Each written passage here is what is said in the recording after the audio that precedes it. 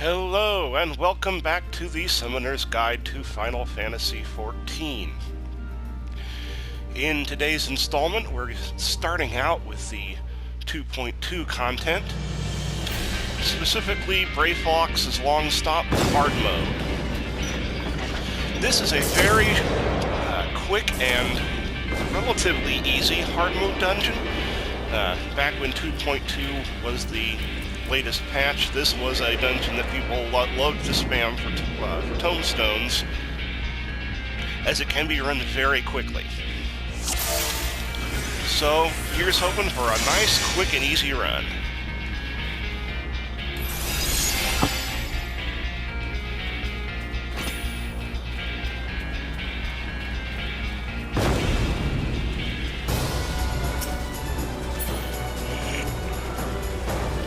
I may have to cut out the mic on occasion during this, as I'm still suffering from a cold and might have to pause the cough every so often. But if I don't hit the mute button in time, please excuse me. Alright, looks like we're playing this a little more conservatively. Back in the day, tanks used to hold pretty much everything up to the first boss at this point. And that was when people weren't even nearly as well geared as they are now.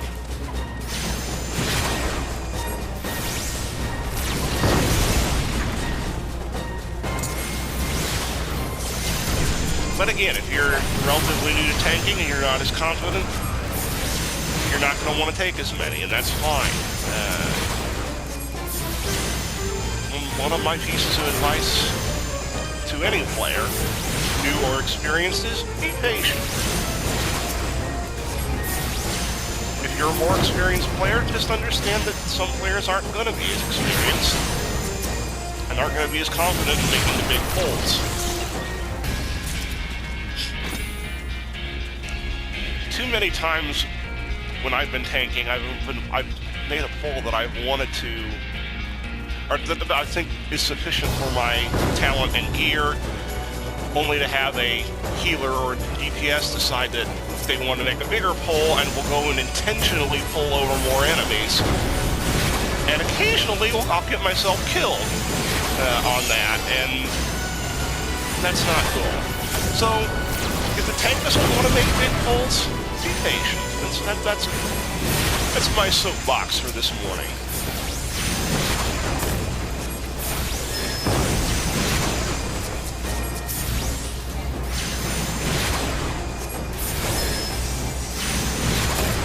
In the end, this is a game, and we are playing to have fun.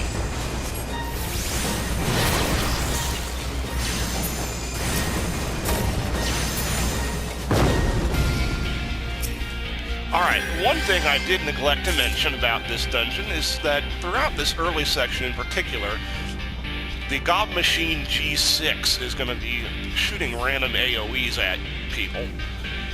So even if the tank has hate on a bunch of people, you're still going to have to find yourself dodging a lot of these AoEs until you get to a point where, like a couple seconds ago, it says that the Gob Machine withdraws, in which case you no longer have to worry about those random AoEs. I'm gonna save my Shadow Flare with boss. It's got a 1 minute cooldown, and this will not be, this will not take long to complete.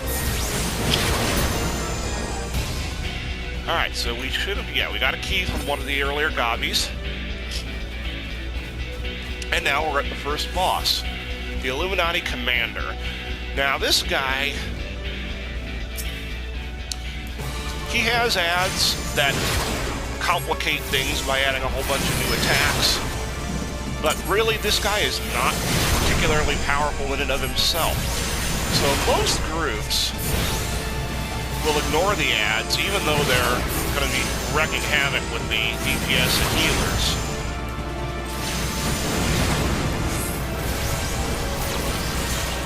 As the boss will go down very quickly, and then you don't have to worry about the adds anymore.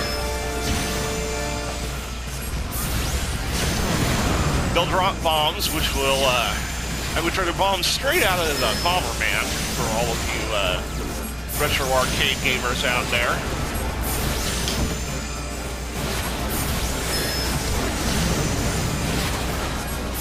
There are a couple of boss mechanics that use Bomberman-style bomb AoEs that basically just go north, south, east, west. And in the classic game Bomberman and its myriad sequels, that is precisely what Bomberman's bombs did. They shot out explosions north, south, east, and west.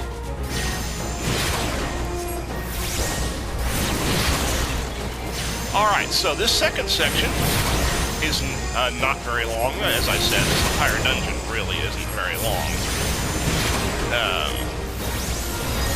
In this section, you have very specific sets of enemies you need to destroy. These soldiers and these gliders are the important enemies. When you kill these little groups of enemies, it will open up a cage that contains one of the good goblins, basically. This dungeon is all about a war between goblins and goblin Illuminati about cheese. Yeah, it's a weird story. Now, this group is actually unnecessary to complete the dungeon, but it is worth XP and whatever loot you can find out of the treasure chest there, so there's nothing wrong with coming down here and doing these pulls. But if you're speedrunning it, which is honestly what I'm accustomed to, having run this so many times when it was relevant content in patch 2.2, rarely do you pick these guys up, and usually if you do, it's because one of them wanders too close to you and you pick them up by accident.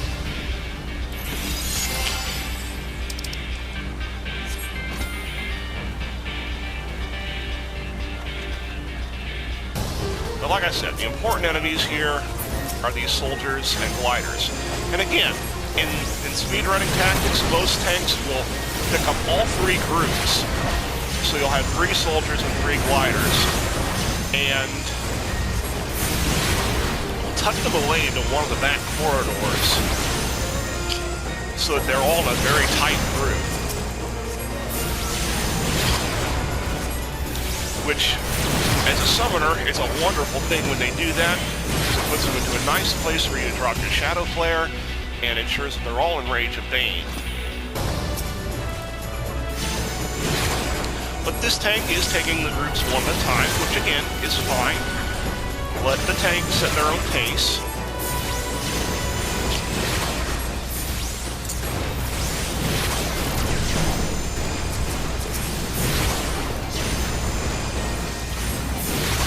I tend to be, I am by no means a hardcore player. I play all the content that I can. I'm really not that big into the endgame raiding scene. I have done some, but I am a good player, but not a great player, I would say. And I am a very easygoing player. So if people are speedrunning, great. If people aren't speedrunning, I'm content to run at whatever pace the tank is willing to set. It's a lot less stressful that way. Okay, so once you clear out all 3... Hey, somebody's wearing a... Yeah, and they dyed it almost exactly like a good old Violet. I almost should have wore that outfit. Anyhow, I'm distracted.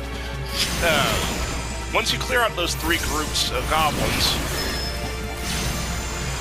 Brayflox will open up that secret passage, which leads straight to the second boss chamber.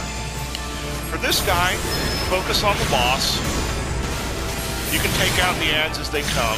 The boss will drop these pools of cerulean goo. And when he does, you don't want to stand in them. Now, they don't hurt you when you stand in them. They don't have any immediate effect.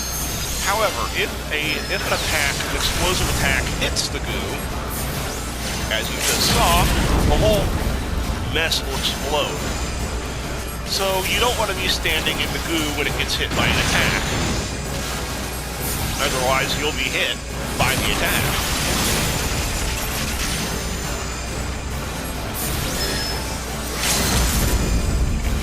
Oh, I need to refresh my dots. There we go. And that's that.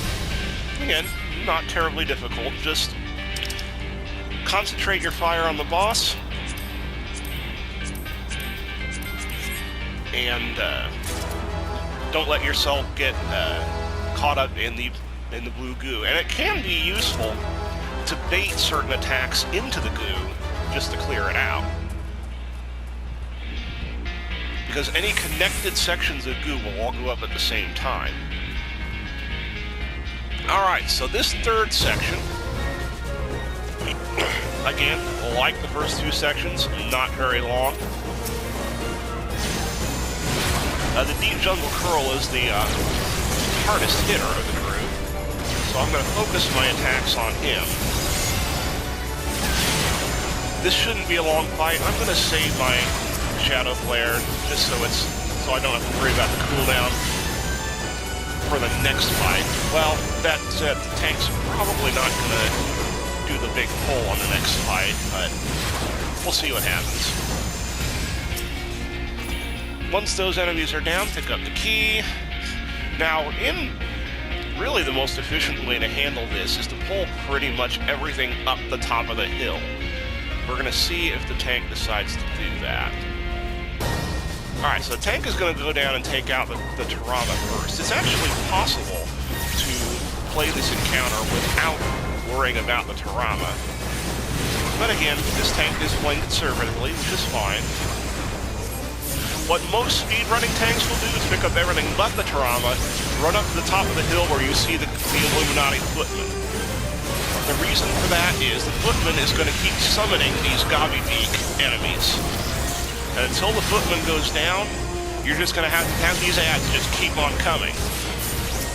So, the best way to handle this is to immediately go up, pull as much as you can, ignore the Tarama, and everybody go up into the corner of the room with the footman and whittle everything down. As long as everybody's well inside that gate at the top of the hill, you won't have to worry about the Tarama.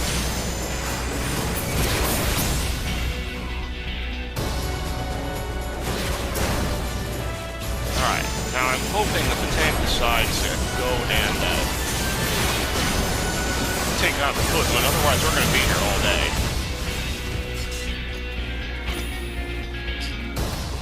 Alright. And we really do need to go after the footman.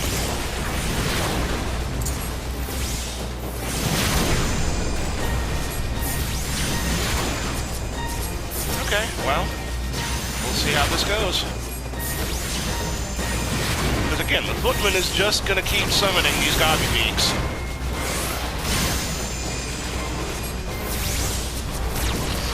Which now begs the question, do you have to kill the footman? You probably do, because you probably need it to open the key. No, you don't. You can get the key from the soldier.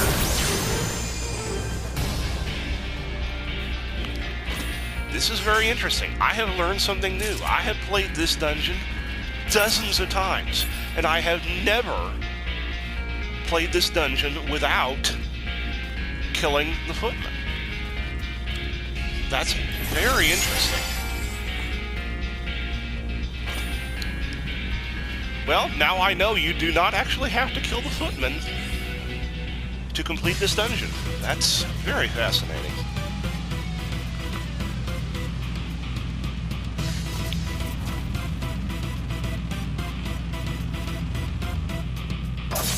Oh, okay.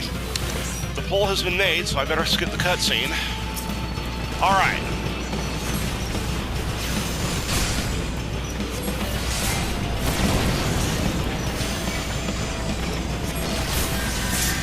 Alright, so, this boss, stay in the center of the arena at all times.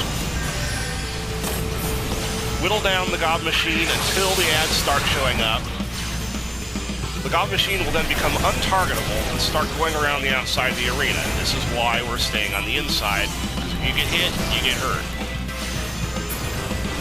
As soon as all the ads are down, stay near the center and wait as he drops bombs. Now we need to start attacking the bombs and knock them away from the center. Unfortunately, as a summoner, I do not have a good instant cast AoE attack that will actually do that. But as long as you keep everything out of the center will be a safe zone.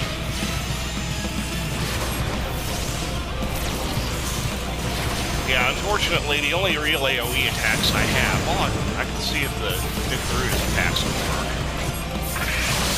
But again, Garuda's AoE attacks are so slow that I don't know how reliable they would be to do the knockback. Unfortunately, Summoner is really not a great class for that particular mechanic. What you need is a nice, quick, instant AoE attack to knock all the bombs back at once.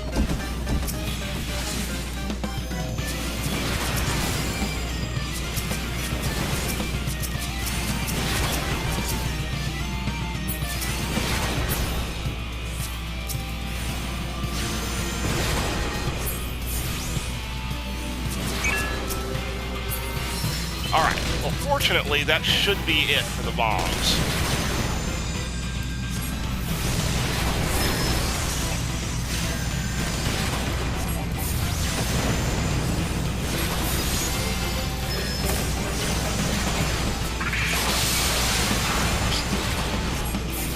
Shoot, we could... It's possible to take him out before having to worry about the third bomb phase, but I guess that's not going to happen.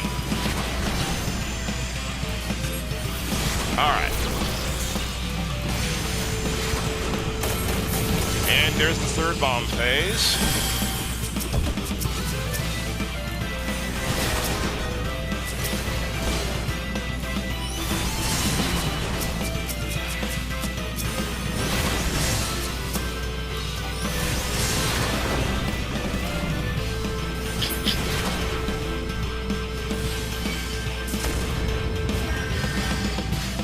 Okay.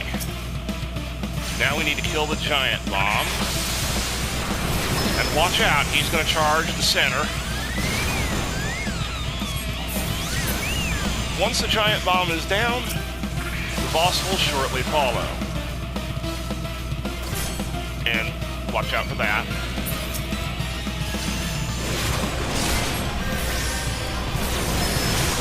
And there you have it.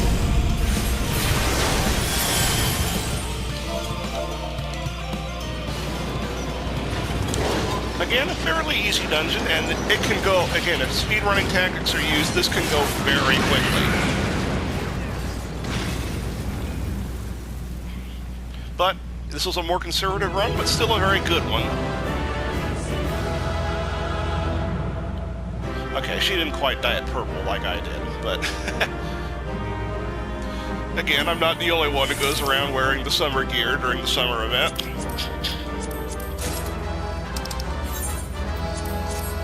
Alright, and that is that for Brayflox Longstop Hard. In our future videos, we will be continuing our quest through the 2.2 dungeons. And until then, have a great day.